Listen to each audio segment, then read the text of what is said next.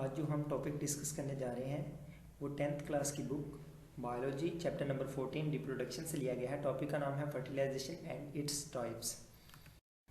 सबसे पहले देखते हैं फर्टिलाइजेशन कैसे क्या होती है। आपने पिछले टॉपिक में पढ़ा होगा गेमेटोजेनेसिस यानी फॉर्मेशन ऑफ गेमीट। तो गेमीट की जब फॉर्मेशन होगी उससे अब नेक्स्ट स्टेप होता है फ्यूजन ऑफ गेमीट्स। ठीक है, फ्यूजन ऑफ गेमीट को कहते हैं fertilization. There are two mechanism for the by which fertilization can take place. One is external fertilization and second one is internal fertilization. सबसे पहले हम देखते हैं एक्सटर्नल फर्टिलाइजेशन क्या होती है। In external fertilization egg cell are fertilized outside the body, यानी कि जो एग के साथ स्पर्म की फ्यूजन है वो outside the body take place होगी। External fertilisation occur mostly in aquatic environment. जो एक्सटर्नल फर्टिलाइजेशन होती है वो मोस्टली एक्वेटिक एनवायरनमेंट में होती है, क्योंकि एग और स्पर्म यानी गैमेट्स को मूव करने के लिए कोई मीडियम रिक्वायर होता है। वो एयर में तो मूव नहीं कर सकते, तो वो वाटर में मूव कर सकते हैं। इसलिए ये जो एक्सटर्नल फर्टिलाइजेशन है ये मोस्टली एक्वेटिक एनवायरनमेंट में होगी। It requires both the male and the female animals to release their gametes into their surrounding at almost the same time। तो इसमें क्या होता है, सबसे पहले जब फर्टिलाइजेशन होनी होगी तो मेल और फीमेल दोनों अपने गैमेट्स यानी कि मेल स्पर्म और फीमेल एग दोनों एट अ टाइम रिलीज करेंगे इनटू देयर सराउंडिंग अपने एनवायरनमेंट में। ठीक है, for external fertilization the animal have to release great number of gametes.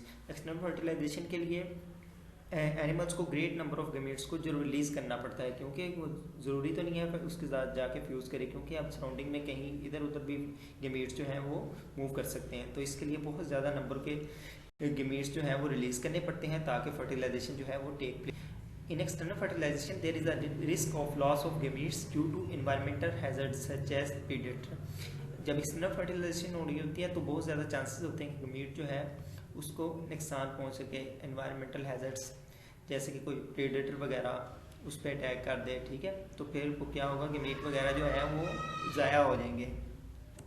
External fertilisation occur in many invertebrates and first two groups of vertebrates.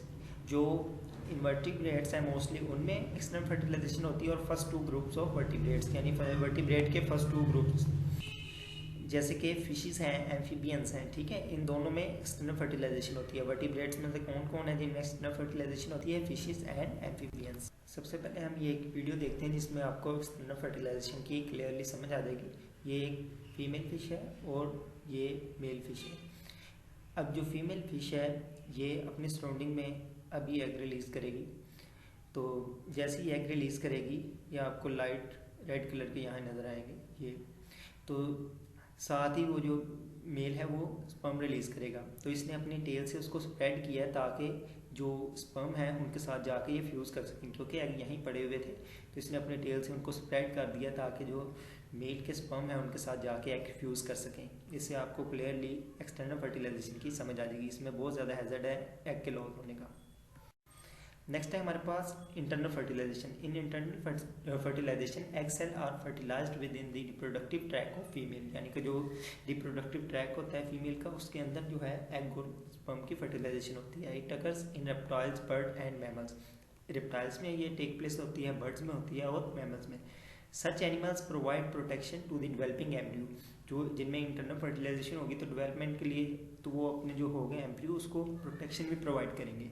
After fertilization reptile and birds में protective cell, जो birds और reptiles होते हैं उनमें आपने देखा होगा कि जो रेप्टाइल्स और बर्ड हैं वो एग ले करते हैं। तो इस तरह वो उनके जो एम्ब्रियो होता है उसके इर्द गिर्द सेल जो है वो प्रोड्यूस होता है। जैसे आपने चिकन एग देखा होगा, ये चिकन एग है, तो इसके इर्द गिर्द शेल होता है वाइट कलर का, या और कलर का भी डिफरेंट कलर के हो सकते हैं। Around their egg cells and they lay them. तो ये जब शेल प्रोड्यूस करते हैं फिर उसको एग को ले करते हैं। The shell is resistance to water loss and damage. इससे वाटर भी लॉस नहीं हो सकता और ये डैमेज होने से भी जो एम्ब्रियो है वो बचा रहता है। In mammals with exception of egg laying mammals, कुछ मैमल्स हैं जो एग ले करते हैं। जो मोस्टली मैमल्स हैं ना उनमें जो डेवलपमेंट होती है फर्टिलाइजेशन के बाद बेबी की डेवलपमेंट वो मदर की बॉडी के अंदर होती है, ठीक है, यानी कि वो बाद में जो है बेबी की डेवलपमेंट जो है वो पूरी बॉडी के अंदर होगी। जब वो डेवलपमेंट कंप्लीट हो जाएगी फिर वो उसे बर्थ देंगे, ठीक है। देन फीमेल्स जो होती हैं मैमल्स वो give birth to their young ones. In this case there is extra protection to the embryos and another also supply and mother also supplies everything that embryo needs. तो इसमें क्या होता है कि एक्स्ट्रा प्रोटेक्शन भी होती है एम्ब्रियो की, और जो चीज़ें एम्ब्रियो को चाहिए होती हैं वो भी मदर प्रोवाइड करती है। जबकि अगर जो एनिमल्स एग देते हैं उसमें वो मदर जो है वो एक्स्ट्रा सप्लाई नहीं करती है एवरीथिंग जो एम्ब्रियो को नीड होती है, लेकिन अगर जो ज़रूरत है उसको वो इस शेल के अंदर जो प्रेजेंट है उसमें से ही लेगा। ठीक है, न्यूट्रिएंट्स वगैरह जो भी चीज़ें उसे चाहिए वो इसमें से लेगा। जबकि जिनकी डेवलपमेंट यानी मैमल्स की ह्यूमन बॉडी में ही होती है, जैसे ह्यूमंस की भी होती है बॉडी में, और मैमल्स हैं उनकी भी बॉडी में ही होती है, तो उनको जो भी एम्ब्रियो को चाहिए होगी सप्लाई वगैरह किसी भी चीज़ की डेवलपमेंट के लिए, तो वो सारी मदर प्रोवाइड करेगी, मदर की बॉडी प्रोवाइड। एड्स जो है ये सेक्सुअली ट्रांसमिटेड डिजीज़ है, इसको SDS से शो करते हैं। Disease that are transmitted through sexual act, ऐसे डिजीज़ जो सेक्सुअल एक्ट से ट्रांसमिट होती है। ठीक है, ऐसा अगर फर्ज करें कोई बंदा जो है इन्फेक्टेड है एड्स से, तो उसके साथ अगर किसी का सेक्सुअल रिलेशन होगा तो वो इन्फेक्टेड हो जाएगा, एड्स का पेशेंट बन जाएगा। The most serious and challenging health problem is faced by the world today is AIDS. आजकल जो दुनिया को सबसे बड़ा प्रॉब्लम फेस कर रही है वो एड्स है, यानी कि इसका जो अभी तक क्योर है वो हम नहीं कर सके, एड्स को क्योर नहीं कर सके।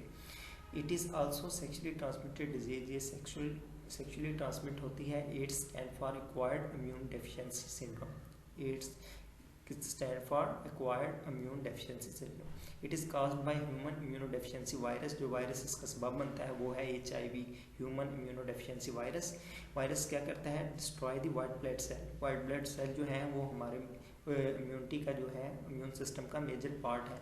वही जो इन्फेक्शन वगैरह या बैक्टीरिया वायरसेस हमारी बॉडी को इन्वेड करते हैं, हमारी बॉडी में एंटर होते हैं, उनके खिलाफ फाइट करते हैं white blood cell, which result in loss of resistance against infection. तो इसके नतीजे में क्या होता है कि जो हमारी बॉडी में रेजिस्टेंस होती है इन्फेक्शन के खिलाफ वो लॉस कर देते हैं, खो देते हैं हमारी body. It is fatal disease, ये मोहलक बीमारी है, जानलेवा। It's spread through transfer of body fluid such as blood and semen. ये बॉडी फ्लूइड जैसे कि ब्लड और सीमन को ट्रांसफ़र करने से ये जो है ये ट्रांसफ़र हो जाती है। The main cause are unprotected sexual activities. Unprotected अगर सेक्सुअल एक्टिविटीज़ होंगी, ठीक है, कोई प्रोटेक्शन वगैरह ना हो, यूज़ ऑफ इन्फेक्टेड नीडल्स और ट्रांसफ्यूजन ऑफ इन्फेक्टेड ब्लड, या कोई नीडल वगैरह जो इन्फेक्टेड पर्सन से की हो, या ट्रांसफ्यूजन ऑफ इन्फेक्टेड ब्लड, अगर ऐसे बंदे का ब्लड हो जिसको एड्स हुआ हो, तो इस तरह ये जो एड्स है वो हमें हमारी बॉडी में ट्रांसफ़र हो सकती है। अगर किसी बंदे को एड्स है तो उसका इम्यून सिस्टम काम करना छोड़ देगा, उसके नतीजे में तो क्या होगा, अगर कोई भी उसे डिजीज़ है, फर्स्ट करें अगर फ्लू है तो वो उसको फ्लू ही रहेगा, क्योंकि वो उसे फ्लू जो उसकी बॉडी है उसके खिलाफ इम्यूनिटी के तौर पे इम्यूनिटी नहीं प्रोड्यूस कर सकेगी, इस तरह वो जो है इंडिविजुअल वो बीमार ही रहेगा, जिसकी वजह से उसकी डेथ हो सकती है। ठीक है, thanks for watching video. Please like and subscribe the channel and press the bell icon, and don't forget to subscribe UEzoologist for more videos. Thank you.